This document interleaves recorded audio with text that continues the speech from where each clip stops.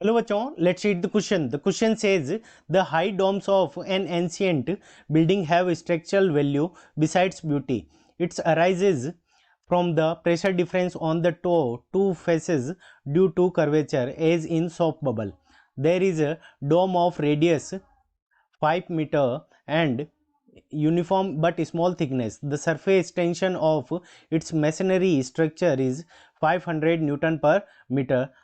Treated as hemispherical, the maximum load the dome can support is nearest to option A 1500 kilowatt, option B 3000 kilowatt, option C 6000 kilowatt and option D 12000 kilowatt. ठीक है बच्चों, सो ये हमारा क्या है, डोम है। ठीक है बच्चों, कोई एंशियंट बिल्डिंग का।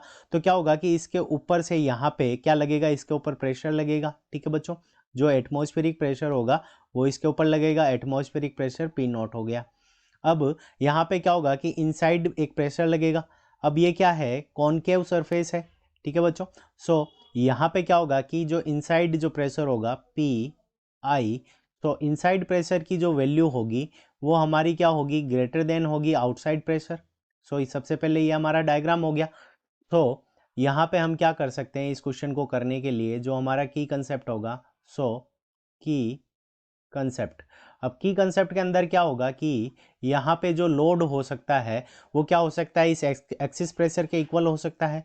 तो जो एक्सिस प्रेशर होता है डेल्टा पी मीन्स जो इनसाइड प्रेशर है और जो आउटसाइड एटमॉस्फेरिक प्रेशर है P inside minus P atmosphere जो कि पी नॉट है।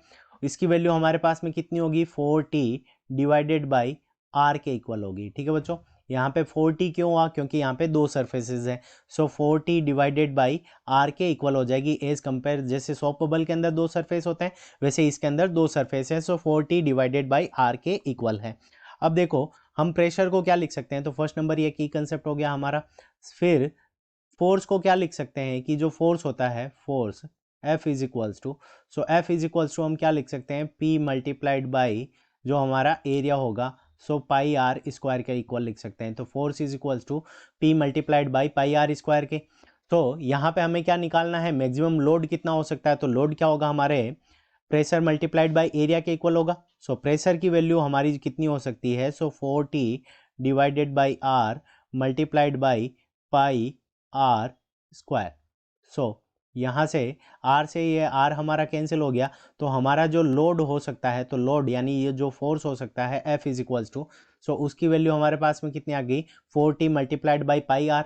अब यहाँ पे अगर हम वैल्यूज़ पुट करें, सो हमें क्या दे रखी है, ये वैल्यू दे रखी है 500 सरफेस टेंशन की। तो यहाँ से आ गया 500 मल्टीप्लाइड बाई पाई की वैल्यू हम 22 डिवाइडेड बाई 7 रख देंगे, और रेडियस की वैल्यू हमें कितनी गिवन है, सो यहाँ पे हमें रेडियस की वैल्यू 5 गिवन है।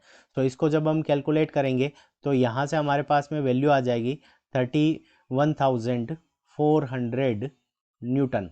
ठीक है, तो यहाँ से हमारे पास में जो वैल्यू आ गई लोड की, यानी ये जो फोर्स है या फिर इसको हम लोड के इक्वल लिख सकते हैं W, तो ये इसकी वैल्यू हमारे पास में कितनी आ गई, 31,400 न्यूटन। अब हमें केजी वेट के अंदर इसको कैलकुलेट करना है, तो load W is equals to हमारे पास में क्या हो जाएगा कि जो फोर्स की वैल्यू आई है 31,400 न्यूटन, और इसको हम क्या कर देंगे, इसके अंदर हम जी का डिवाइड लगा देंगे। ठीक है बच्चों, सो जब हम इसके अंदर जी का डिवाइड लगाएंगे तो जी की वैल्यू 9.8 वैल्यू पुट करके अगर हम डिवाइड लगाएंगे तो ये हमारे पास में जो ऑलमोस्ट इक्वल आ जाएगी वो कितनी आ जाएगी, 3000 केजी वेट के इक्वल आ जाएगी, 3000 केजी वेट। अब 3000 केजी वेट हमें ऑप्शन बी में गिवन है, so option B is the correct answer of this question. I hope you understood it well. Best of luck, thank you.